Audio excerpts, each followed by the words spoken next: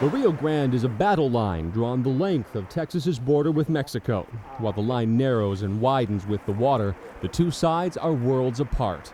On one are those who may look to the land of the free and consider coming across. And they're now illegally in the U.S. They've made an entry. On the U.S. side, Border Patrol agents track down those who don't make that trip legally. And in the middle are private landowners like Tommy Vick, who has lived along the river much of his life. We get robbed quite often. Across the river from Tommy Vick is the Mexican city of Acuña. It has more than doubled in size in recent years, fueled by relative prosperity. But with that growth come those looking to continue north into the U.S. Some are looking for work, others just looking for trouble. Have you ever had cause to fire a shot? Oh, yeah. Tommy Vick says he has dealt with all kinds, sometimes harshly. He's got no problem with illegal immigrants who wade across the river and pass right through. But others who stop and cause problems could find Vick and his gun. After break-ins, burglaries, and vandalism at the hands of so-called illegals, he says he and his neighbors have no choice but to protect themselves. Well, you have to deal with it, if you want to live here, because if you live here long enough, it'll happen to you. He's not alone. Last year, one of Vick's neighbors shot and killed a Mexican teen he said was robbing him. Patrick Glenn Bordelon has since moved from Del Rio, but will go on trial next month for murder. His friends say Bordelon had simply had enough. That man had been broke into so much. He was fed up. 30 miles away in Bracketville, a rancher claimed self-defense last May when he shot and killed an illegal immigrant who was reportedly looking for water as he trekked across the Texas scrubland. Initially charged with murder, the rancher is now charged with deadly conduct.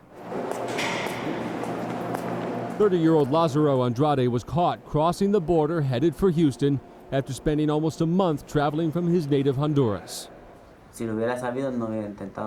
He tells us he might have reconsidered his trip had he known the potential dangers of running into armed property owners. This fence is a perfect example of what gets private property owners so irritated. It has been destroyed by illegals who have to cross through here to get into the country. And every fence you see up and down the border looks just like this one, and keeping them repaired is a constant battle. It does seem that it's increasing, Tom, in this area. Dwayne Jernigan is sheriff in Val Verde County. He says he's noticed a steady rise in problems, especially between illegal immigrants and newer residents. A guy's just bought a 10-acre tract or a 100-acre tract out of this 50,000-acre ranch, suddenly sees all these people coming across, and they seem to be more alarmed than the old-time ranchers. The Border Patrol is not surprised the situation has come to this. They've responded with fortified surveillance, more agents, cameras, and electronic sensors.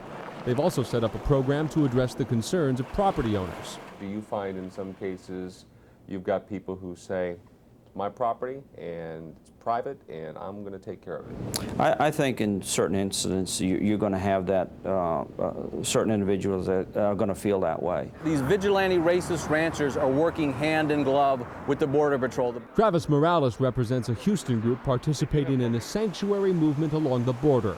It's a secret network of people providing help to illegal immigrants.